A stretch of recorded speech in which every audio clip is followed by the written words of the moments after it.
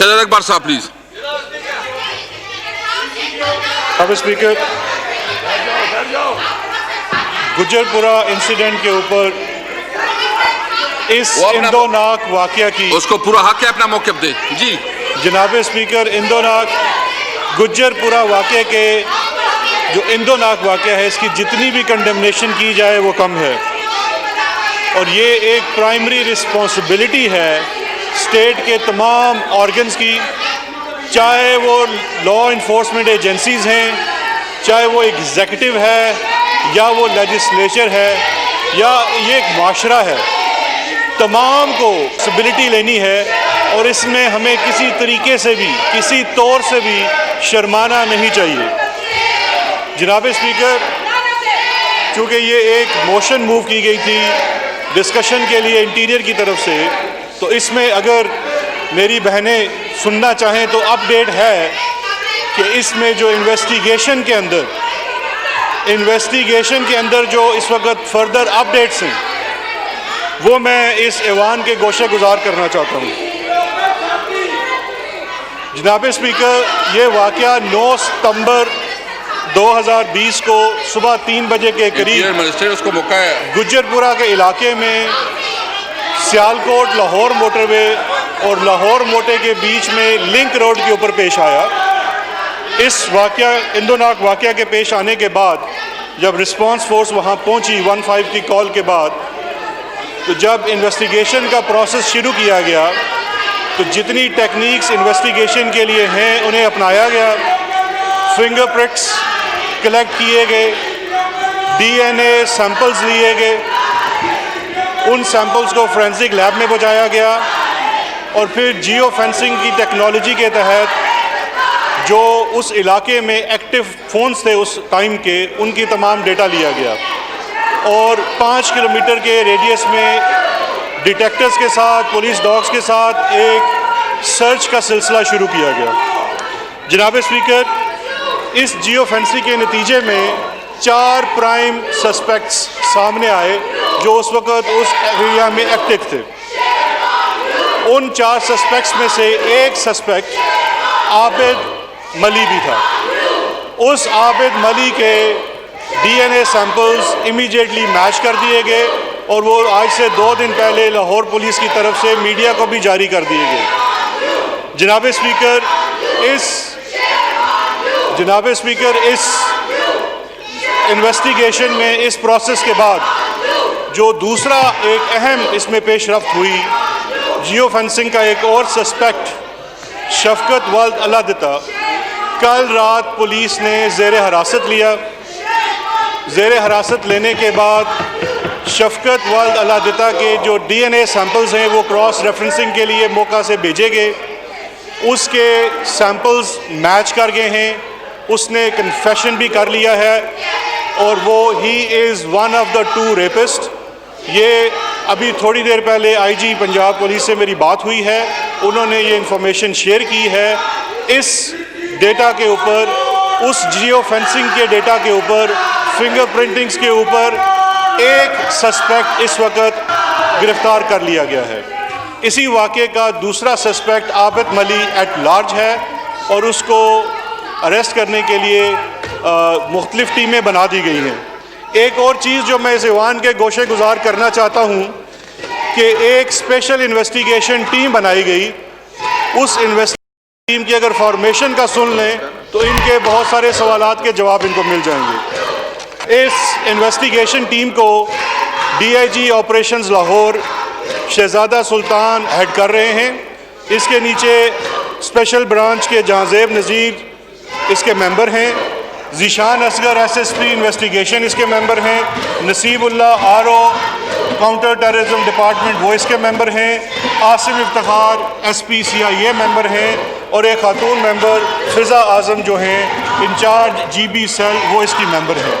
और इसी टीम की सरबराही में ये अभी तक की सारी इन्वेस्टिगेशन आई है। तो इस वक्त जो पोजीशन है जनाब स्पीकर, 2 सस्पेक्ट्स हैं, 2 कल्प्रेट्स हैं, जिसमें से एक पंजाब पुलिस ने अरेस्ट कर लिया है और दूसरे कल्प्रिट की तलाश जारी है। उसके लिए उसकी हेड मनी, उसके ऊपर एक इनाम भी मुकर्रर किया गया है 25 लाख रुपए का, और लोगों से हमारी दरख्वास्त है कि उसको पकड़ने में हमारी मदद करें। जनाब स्पीकर, ये बड़े माजरत के साथ कहना पड़ता है, एक ऐसा वाक़या जिस वाक़े के ऊपर आज पूरी कौम को यकजा होना चाहिए, एक ज़ुबान में बात करनी चाहिए। आज हमें बैठ के रिट्रोस्पेक्ट में बात करने की ज़रूरत है। हमारे निज़ाम में क्या कोताही है, क्या कमी है जिसकी वजह से हुआ, क्या हमारी सज़ाएँ नाकाफ़ी हैं या हमारी इम्प्लीमेंटेशन में कोई मसला है, क्या हमने अपने लॉ इन्फोर्समेंट के लोगों को जेंडर सेंसिटिविटी पे ट्रेन किया है? ना करें, ना करें, ना करें। आप जब तक ना करें प्लीज, इस ईवान स्लोगन ना करें। इस मुल्क के जो लोग हैं, इस मुल्क के जो लोग, इस मुल्क की आवाम हमारे नुमाइंदगान को वोट दे के इस ईवान में इसलिए भेजते हैं कि वो ऐसी कानून साजी कर सकें, ऐसे वाक़यात के ऊपर वो कानून साजी कर सकें। और जिस तरह हमारे अपोजिशन के एक लीडर ने कहा कि हमें ये भी देखने की ज़रूरत है कि क्या उन चीज़ों के ऊपर अमल दरामद हो रहा है, कवानीन के ऊपर अमल दरामद हो रहा है, order in the house please, order in the उसको हाउस भी प्लीज। देखना बड़ा ज़रूरी है। जनाब स्पीकर, यहाँ पे अकाउंटेबिलिटी की भी बात की गई। मुझे बड़ी हैरत हुई कि अकाउंटेबिलिटी की बात करते हुए ये माजी की याद क्यों नहीं आती। ये अकाउंटेबिलिटी 2 साल से क्यों शुरू है? ये पंजाब पुलिस वही पंजाब पुलिस है जिसको हमने इनहेरिट किया है। ये पंजाब पुलिस उसी आबिद बॉक्सर की पुलिस है जो हमने इनहेरिट की है। इस पंजाब पुलिस के अंदर सरफराज मिर्च का किरदार क्या था वो भी हमने देखा है।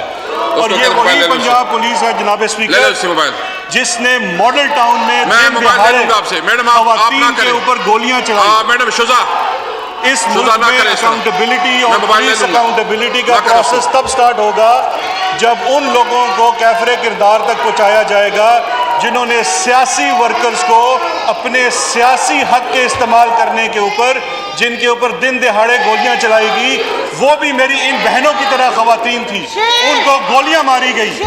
और किसके हुक्म पे मारी गई? चीफ मिनिस्टर और लॉ मिनिस्टर के हुक्म के ऊपर मारी गई। उसके ऊपर आज तक वो जवाब मांगते हैं। ये अकाउंटेबिलिटी जनाब स्पीकर जब तक नहीं होगी अक्रॉस द बोर्ड, हम उस वक्त तक किसी भी नतीजे पे नहीं पहुंच सकेंगे। जनाब स्पीकर, मैं यहाँ पे CCPO लाहौर के वाक़े की भी बात करना चाहता हूँ। जो बयान CCPO लाहौर की तरफ से दिया गया उसको हर मौके पे मैंने भी कंडेम किया, हमारे कैबिनेट के तमाम अरकान ने भी कंडेम किया, और हमने अपनी कंडेमनेशन उस तक डायरेक्ट भी पहुँचाई, और इंस्पेक्टर जनरल पुलिस ने उसको एक्सप्लेनेशन लेटर भी इशू किया। वो एक्सप्लेनेशन आज लाहौर हाई कोर्ट में भी पेश की गई और उसका उससे जवाब लिया जाएगा। लेकिन इस इन्वेस्टिगेशन को जो हेड कर रहे हैं वो DIG ऑपरेशन है। जनाब स्पीकर, मैं आज आपके तवज्जुह से इस ईवान से ये भी पूछना चाहता हूँ कि ज़रा इस जमात का लाहौर में ये दर्द इस वाक़े की वजह से नहीं है। इस जमात का ये दर्द उस वक्त से शुरू हुआ जब इन्होंने कौमी इदारों के ऊपर पथराव किया, उनके ऊपर हल्ला बोला, और एक नए लाहौर पुलिस के सरबराह ने आके इनको हेड ऑन लिया। इनकी बेल्स कैंसिल हुई। और इस वाक़या से पहले इसी ईवान के एक मेंबर जो इनकी पार्टी के लीडर हैं, उन्होंने धमकियां दी इसी CCPO को, और मुझे भी धमकियां दी। लेकिन जनाब स्पीकर, अगर कोई शख्स अपने कानूनी हद से तजावज़ करता है, अदालतों के दरवाजे खुले हैं। हम आज 18वीं तरमीम के बाद किस तरह से सूबाई मामलात के ऊपर कहते हैं कि उनको नेशनल असम्बली में तलब कर लिया जाए? या हमारी यादाश्त ख़त्म हो गई है या हम बड़े सिलेक्टिव यादाश्त के हामिल हो गए हैं। जनाब स्पीकर, ये मसला आज बड़ा अफसोस का मसला है। मेरी मोहतरम कलीग श्री मज़ाहिरी साहिबा ने आज किसी पार्टी पॉलिटिक्स की बात नहीं की, उन्होंने ख़वातीन के हकूक़ की बात की। उन्होंने ये बात की कि ख़वातीन को उनके हक बाहैसियत शहरी, बाहैसियत इंसान मिलने चाहिए। उस चीज़ के ऊपर आज खड़े होने की ज़रूरत है। देखना ये चाहिए कि आखिर में इशू है क्या इशू सियासी है या इशू एक इंसानी उस सेंक्टिटी का है। उस शख्स का एक इशू है, उसके इंडिविजुअल राइट का इशू है। जनाब स्पीकर, सियासत करने के लिए इनको बहुत सारे और मुद्दे भी मिल जाएंगे, लेकिन किसी के साथ हुए ऐसे वाक़े के ऊपर सियासत करना इंतहाई काबिल मज़म्मत है।